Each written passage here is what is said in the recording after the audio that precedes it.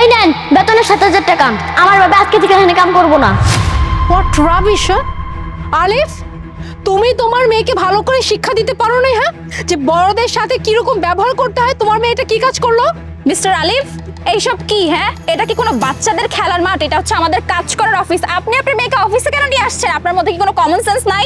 না ম্যাডাম, হয়েছে কি, আমার মাইয়াটা অনেকদিন যাবত কইতেছিল আমার অফিস দেখবো আর কি, এজন্য আজকে মাইয়ারে নিয়েছিলাম অফিসে। কিন্তু ওই যে এইরকম করবো এটা না আমি বুঝতে পারি নাই। মাফ করে দিয়েন, ছোট মানুষ তো বুঝে নাই। মামনি চলো আমরা যাই। না বাবা, যাবো না। তোমার তো মুখ খুলন লাগবো, তাই না?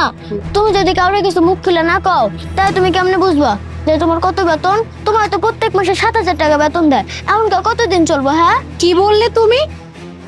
7,000 টাকা বেতন? মামুনি, তোমার কোথাও ভুল হচ্ছে।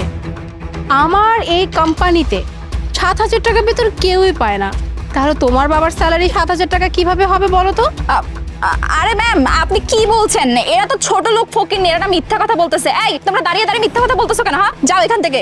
না ম্যাডাম, এই ম্যাডাম মিথ্যা কথা কইতাছে। আমার বাপে প্রত্যেক মাসে 7,000 টাকাই বেতন পায়। 7,000 টাকা বেতন দিয়ে আমগো সংসারে কিচ্ছু হয় না।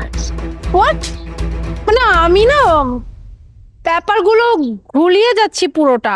মানে কি বলতেছে মিস নদী? হ্যাঁ, মানে আলিফের বেতন 7,000 টাকা? কই, আলিফের বেতন তো 15,000 টাকা। মামুনি, তোমার বাবার বেতন হচ্ছে 15,000 টাকা, তাহলে 7,000 টাকা কেন হবে? আর মিস নদী কি বলছে এসব? আমি তো কিছুই বুঝতে পারতেছি না। এই বাচ্চা মেয়েটা কেন বারবার বলতেছে যে ওর বাবার বেতন 7,000 টাকা? Just a minute. আলিফ, তুমি এভাবে দাঁড়িয়ে আছো কেন? তুমি অ্যাটলিস্ট বলো, তোমার মেয়েকে বলো যে তোমার বেতন 7,000 না, তোমার বেতন 15,000 টাকা। ম্যাডাম, আমি আজকে সবই কম, সব সত্যি কথা কয়ে দিন। আমার এইটুকু মাইয়া যখন আমার অধিকার নিয়ে কথা কওয়ার সাহস করছে, তাহলে আমি কেমন চুপ করে থাকি? ম্যাডাম, আমার মাইয়া যা কইছে একদম সত্যি কথা কইছে। আমি গত 11 মাস যাবত 7,000 টাকাই বেতন পেয়ে আসতেছি। আর আমি যখন এটা নিয়ে ম্যাডামরে কিছু কইছি যে ম্যাডাম আমার বেতন তো এটা না, আমার বেতন তো আরো বেশি হওয়ার কথা, তখন আমারে কইছে আমার নাকি ট্রেনিং পিরিয়ড চলতেছে, এই সময় আমার বেতন নাকি 7,000 টাকাই। আমি যখন কইছি যে তাইলে আমি বড় ম্যাডামের লগে কথা কমু যে আসলে আমার ট্রেনিং পিরিয়ড চলতেছে কিনা, তখন আমারে কইছে যে আমি যদি আপনার কিছু জানাই তাইলে নাকি আমার চাকরি থাকবো না। ম্যাডাম, আমার কাছে আমার চাকরিটা অনেক জরুরি। আমার মাইয়াটার পড়াশোনা, মাইয়ার খাওন দাওন, সংসারের টুকটাক খরচ, বাড়ি ভাড়া সবকিছু মিলায়া একটা কাম না থাকলে তো আমি চলতে পারুম না, আমার মাইয়ারে পড়াশোনা করাইতে পারুম না। এজন্য চাকরির ভয়ে আমি কোনোদিন মুখ খুলি নাই। তো আজকে আমার মাইয়া যে সাহস দেখাইছে, এরপরেও যদি আমি চুপ করে থাকি, তাইলে আমার জীবনের সব থেকে বড় ক্ষতিটা আমার নিজের কারণেই হইব। এজন্য আমি আপনার সবকিছু কয়ে দিলাম ম্যাডাম। ও মাই গড, মিস নদী, এসব আমি কি শুনছি? হ্যাঁ, এই পিচ্চি মেয়েটা বারবার বলছিল, তখন না আমি কথাটা খুব একটা গ্রাহ্য করি নাই। বাট এখন আলিফ নিজে এই কথা বলছে যে ওর বেতন নাকি মাত্র 7,000 টাকা, বিগত 11 মাস যাবত ধরে নাকি 7,000 টাকাই পেয়ে আসছে। বাট আমি তো স্যালারি দিই 15,000 টাকা। ইভেন আমার এই কোম্পানিতে 7,000 টাকা কেউ বেতনই পায় না। তাহলে আলিফ কি করে 7,000 টাকা প্রতি মাসে বেতন পায়? আপনি কি করেন? হ্যাঁ, এই দায়িত্ব তো আপনার উপর দাও, তাই না? ম্যাম, আপনি বিশ্বাস করুন আমাকে, ওরা মিথ্যা কথা বলছে। ম্যাম, আমি না গত মাসে হচ্ছে অনলাইনে পেমেন্ট করতে পারিনি, সার্ভার ডাউন ছিল, হাতে হাতে দিয়ে দিয়েছিলাম তো, তাই ম্যাম আমার কাছে কোনো প্রুফ নেই, তাই ওরা মিথ্যা কথা বলার সুযোগ পাচ্ছে। ম্যাম প্লিজ, আপনি আমাকে বিশ্বাস করুন। আমি কত বছর ধরে আপনার এখানে জব করছি ম্যাম, আমি আপনার বিশ্বস্ত এমপ্লয়ি, আমি কি করে এরকম করতে পারি? ম্যাম, ওরা মিথ্যা কথা বলছে। ম্যাম প্লিজ, আপনি আমাকে বিশ্বাস করুন। আচ্ছা, এটা ঠিক বলতে পারেন, যারা মিথ্যা কথা বলতে পারে। মিস নদী, তাহলে এক কাজ করি। হ্যাঁ, আমি আমি আমি হ্যাঁ, পুলিশ কল করি। পুলিশ আসলে সব ক্লিয়ার হয়ে যাবে।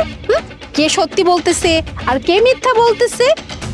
আর বাই এনি চান্স যদি পুলিশ আসার পরে আমি এইটা জানতে পারি যে প্রবলেমটা আপনার মধ্যেই, আপনি হচ্ছে এতদিন ধরে এই কারসাজিটা করছেন, তাহলে কিন্তু আপনার অবস্থা যে কি হবে এটা আপনি দুঃস্বপ্ন চিন্তা করতে পারবেন না। হ্যাঁ, যে আমি আপনার অবস্থা কি করব। এখন কি পুলিশ কল করব নাকি নিজের মুখে সবকিছু সত্য প্রকাশ করবেন, কোনটা? না না ম্যাম, প্লিজ পুলিশকে কল করবেন না। আসলে ma'am I am really sorry ma'am, আমার দ্বারা একটা ভুল হয়ে গেছে। আমি কি করব ম্যাম, আমি না প্রচুর ক্রাইসিসের মধ্যে ছিলাম ম্যাম। আমার বাবা অনেক বেশি অসুস্থ, তাই আমার একটু টাকা পয়সা দিয়ে সংকটে ছিলাম, আর টাকা পয়সার খুব দরকারও ছিল ম্যাম, আপনার কাছে চাইতে পারিনি, তাই আমি ওনাদের বেতনের থেকে কিছু টাকা নিয়ে নিয়েছিলাম ma'am. I am really sorry ma'am, আমার আর কখনো এরকম হবে না ম্যাম, আমাকে ক্ষমা করে দিন।